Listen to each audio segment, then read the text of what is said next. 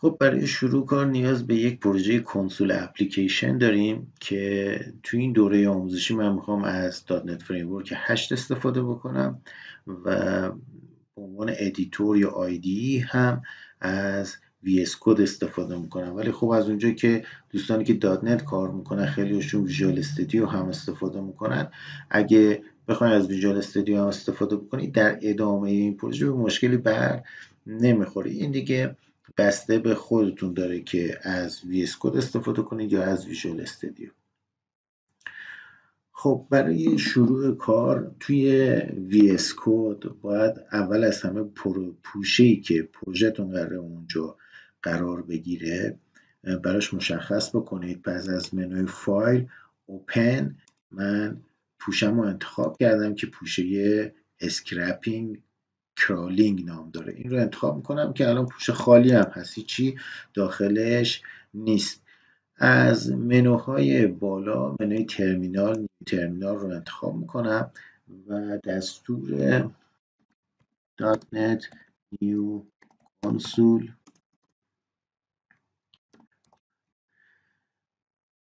و فریمورکش رو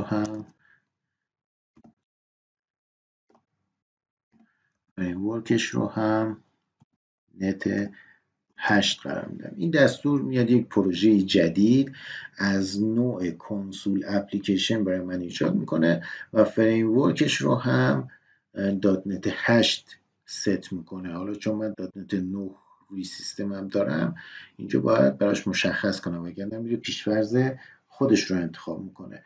کسایی هم که ویژوال استودیو استفاده میکنن هم که خودشون بهتر میدونن از اون منوی پاپ آپی که موقعی که ویژوال استودیو رو باز میکنن نیو پراجکت رو باید انتخاب بکنن و نوع پروژه رو کنسول اپلیکیشن و C# تعیین بکنن.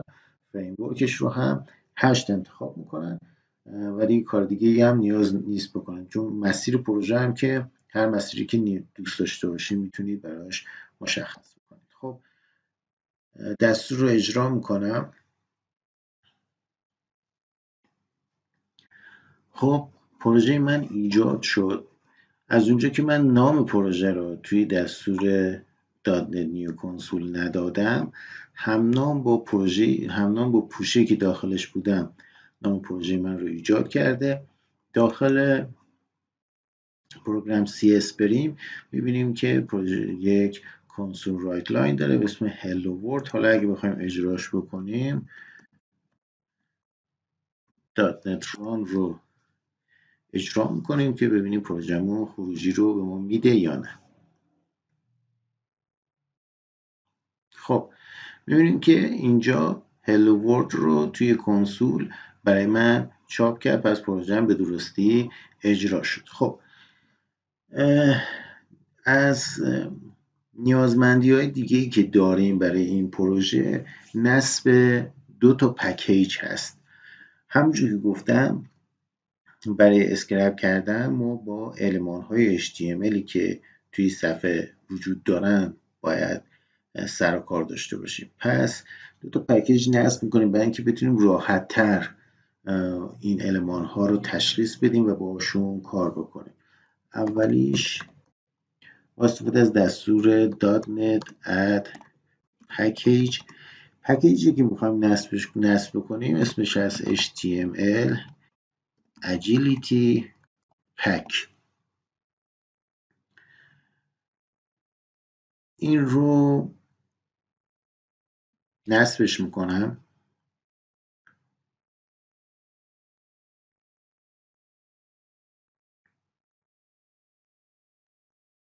خب این نصب شد.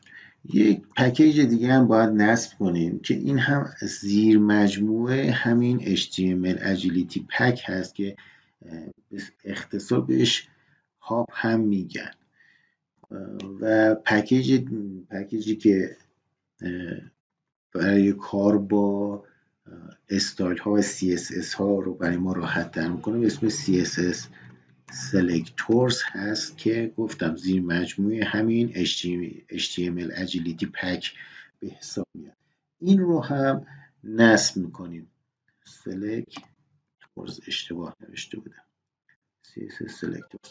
خب این رو هم نصب میکنم.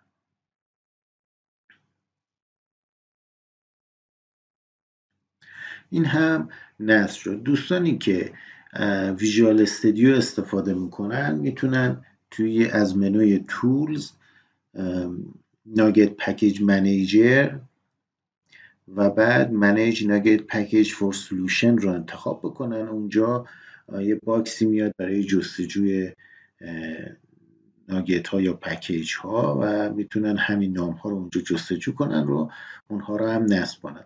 کل ملزوماتی که ما برای پروژمون نیاز داشتیم همینا بود، یعنی این دوتا پکیج باید نصب شد، یه پروژه کنسول ایجاد میکردیم و الان همه چیز آماده است تا اسکرپینگ رو شروع کنیم.